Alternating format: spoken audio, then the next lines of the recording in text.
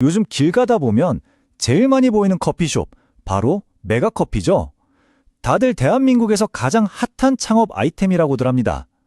그런데요, 이 대박 신화라는 화려한 포장지 뒤에 숨어있는 진짜 속사정, 그 손익계산서가 궁금하지 않으세요?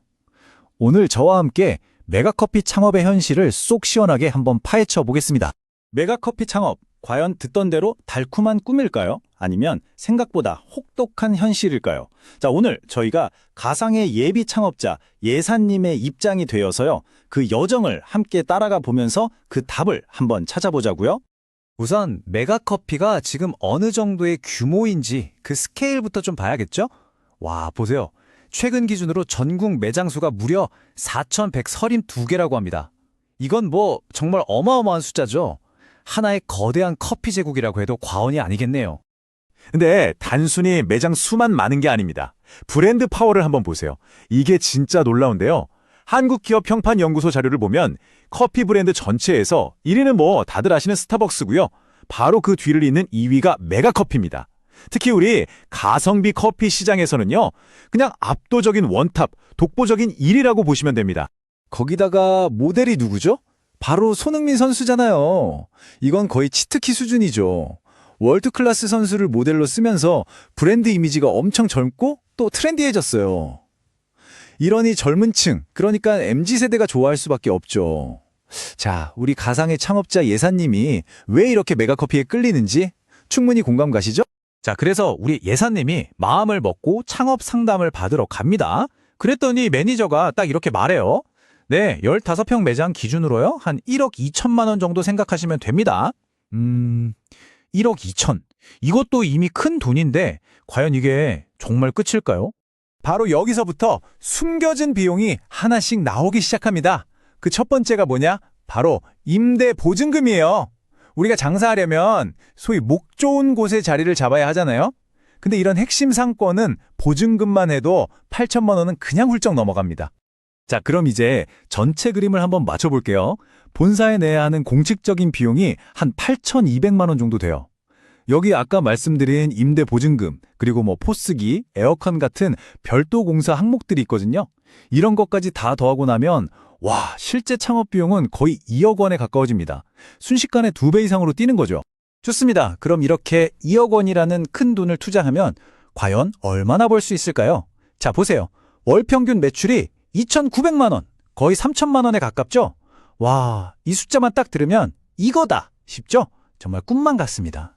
그런데 말이죠, 모든 사장님들한테 제일 중요한 건 매출이 아니잖아요. 결국 그래서 얼마가 남는데 이거죠. 그쵸? 내 통장에 실제로 찍히는 돈, 순수익이 얼마냐는 겁니다. 자, 이 그래프를 보시면 답이 나옵니다.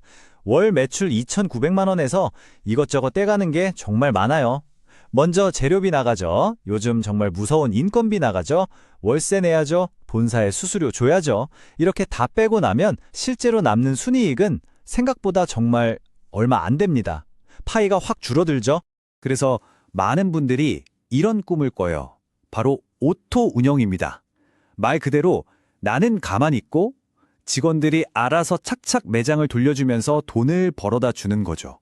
약간 건물주가 월세 받는 그런 느낌을 꿈꾸는 겁니다. 바로 여기서 중요한 갈림길이 나옵니다. 만약에 꿈꾸던 대로 오토 운영을 하잖아요? 그럼 한 달에 가져가는 돈이 한 200만 원 정도예요. 내가 투자한 2억 원을 회수하려면 5년도 더 걸릴 수 있다는 계산이 나와요. 그런데 만약에 사장님이 직접 팔 걷어붙이고 하루 10시간씩 매장에서 일한다. 그러면 얘기가 달라져요. 월 500만 원 이상 벌면서 투자금도 2, 3년 안에 회수할 수 있게 되는 겁니다. 엄청난 차이죠. 물론 이게 그냥 일 좀 하면 되는 수준이 아니에요. 그냥 버는 돈이 절대 아닙니다. 실제로 한 점주님이 이런 말을 하셨대요. 한 달 진짜 빡세게 일했더니 살이 3kg가 빠졌어요. 이 한마디에 모든 게 담겨 있죠. 그만큼 메가커피 노동 강도가 정말 장난 아니라고 소문이 자자합니다. 내가 아무리 열심히 해도 내 힘으로 어쩔 수 없는 문제들도 있어요. 이게 가장 큰 골칫거리인데 바로 시장이 거의 꽉 찼다는 겁니다. 신문기사 제목 좀 보세요. 반경 1km 안에 메가커피 8곳. 이게 말이 되나요? 본사에서 정한 출점거리가 250m밖에 안 되다 보니까 바로 길 건너에 또 메가커피가 생기는 이런 말도 안 되는 경쟁이 벌어지고 있는 거죠. 이게 다가 아니에요. 본사와의 갈등 문제도 무시할 수 없습니다. 갑자기 광고비를 더 내라고 한다거나 꼭 필요하지도 않은 비싼 장비를 사라고 강요한다는 의혹도 있었고요. 좀 충격적인 건 업계에서 식품위생법 위반 사례가 가장 많다는 기록도 있어요. 이런 것들도 다 점주들이 감당해야 할 리스크인 거죠.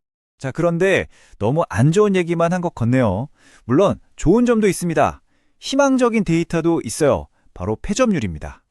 메가커피가 문 닫는 비율이 업계에서 제일 낮아요. 1%도 안 되는 0.5에서 0.7% 수준. 이건 뭘 의미하냐면 일단 자리를 잡고 성공 궤도에 오르기만 하면 그만큼 안정적으로 운영할 수 있다는 뜻이기도 하거든요. 자, 그럼 어떻게 해야 이 험난한 길에서 성공 확률을 높일 수 있을까요?